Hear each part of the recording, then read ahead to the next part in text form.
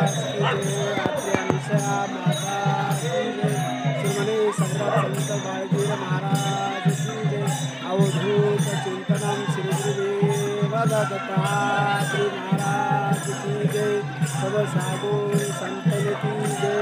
जय गुरु. आज या ठिकाणी अशी उत्सवाची गंमत आहे. दैवल्यानिमित्त आले सह्याद्रीशी पाठवले त्याशी मोक्षपदी जीवाचा उद्धार करावा जाणं घातलेले असताना आनंदी उभं. गंमत अशी आहे, हे जागा आहे आम्ही थांबलेले आता आत्रे अनुसयाच्या ठिकाणी. पण इथं कशासाठी बोलले, दैवल्य निमित्त म्हणाले. मग इथं एक अडचण पडते भक्ता लोकांना की बाबा अनुसया माता मग तवा कुठं होते. त्यावेळेस ते नाही की नाही राजकोटमध्ये किन्नर पडतार होते.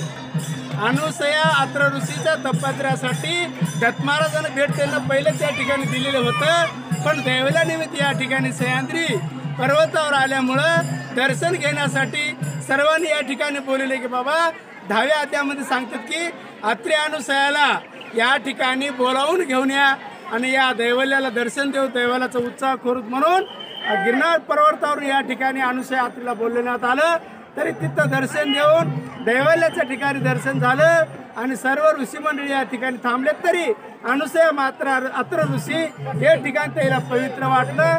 या ठिकाणावर त्यानं थांबले. तर या ठिकाणी काय होते, 60,000 वर्ष तपस्या करण्याची जागा आहे बापू. या जागेवरील आनंदाला दररोज यायचा. या ठिकाणी अनुसया माताची भक्ती आचरण व्हायचेपर्यंत सेंटरमध्ये उभा टाकायचा. 3 तास झाल्यानंतर आरती झाल्यानंतर जेवण करायचं. मग आनंद व्हायचा. त्रिलोकामध्ये आपलं गमन करायचं. हे काम कोणाचं होतं, नारद मुनीचं होतं.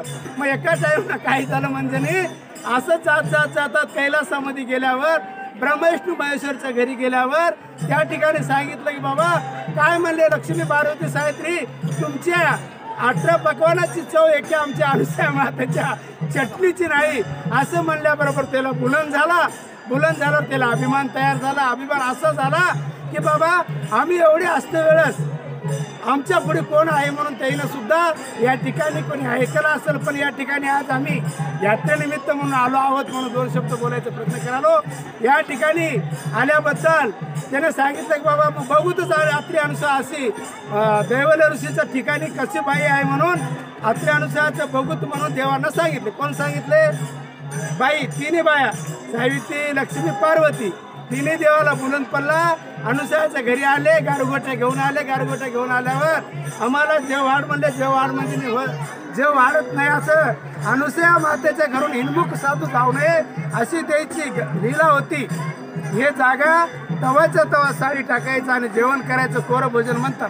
त्या ठिकाणी कोऱ्या भोजनाला त्याने आकार दिल्यामुळं येता सुब्रिका मंदिरी गारगोटी पांढरे वेचून आणून हे याचं जेवण कसं करते की मग तिचं सत्व जाते असं ब्रह्मविष्णू महेश्वराच्या मनात आलेलं होतं.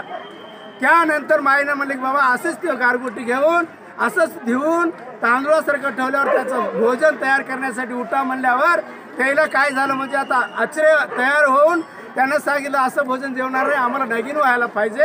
अशी कोणाची म्हणणी झाली, ब्रह्मविष्णू महेश तिघाची म्हणणी झाल्यावर अनुसया माता त्या टाईमला म्हणली बाबा हे अधिकार तुमचा आणि माझा नाही. अत्र ऋषी अनुसयाचा अधिकार आहे. अत्र ऋषी अधिकार माझे गुरु आहे, माझे पती आहेत, त्यांना विचारून येते. म्हणून या ठिकाणी येऊन अनुसया माता अत्र ऋषीचा साष्टांग नमन करून आपल्या घरी अशा नमनाचे योग आलेले आहेत.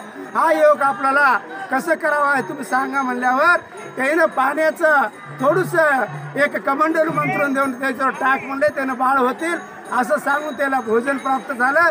3 बाळ या ठिकाणी झाली. हे जागा आहे म्हणून सर्व भक्तगणांना सूचना आहे. माहूरघर, सह्याद्री आणि दैवल्याच्या निमित्त हे 3 गोष्टी या ठिकाणी संबंध झालेला आहे. म्हणून सर्व माझ्या दत्तभक्तांना विनंती आहे आपण या ठिकाणी जावं, दर्शन घ्यावं. आणि 60,000 वर्ष अनुसया तपस्या केल्यामुळं सर्व लोक या ठिकाणी दर्शनाला येत आहे. तरी आपण 60,000 वर्ष नाही 60 वर्ष तरी आपण आनंदानं संसारामधून नामस्मरण करावं असे सर्व जनतेला माझी विनंती आहे. श्री गुरुदेव दत्त देवदत्त देवदत्त. हां बोला. या ठिकाणी माझे येडे वाकडे 2 शब्द बोलण्याचा प्रयत्न केला. माझं नाव आहे दिगंबर महाराज जवळेकर, तालुका मुधोळ, जिल्हा निर्मल. हा माझा पत्ता आहे. हा आनंद सांप्रदायिक मधला एक मी छोटूसा बालक म्हणून छोटूसा किडा म्हणून आपल्या समोर हा काहीतरी 2 शब्द सादर केलेला आहे. तरी हा तुम्हाला आनंद सांप्रदायिकचा दृश्य आनंद वाटला तर आमचा हा चॅनल भाजनगिरी महाराज यांच्यावर लाईक सबस्क्राईब करा आणि सर्वांनी याच्यावर ध्यान ठेवा अशी माझी सर्व भक्ती मंडळीला ते कमेंट आम्हाला पाठवा अशी सर्व भक्ती मंडळ नम्रतेची विनंती आहे. जय गुरु देव दत्त.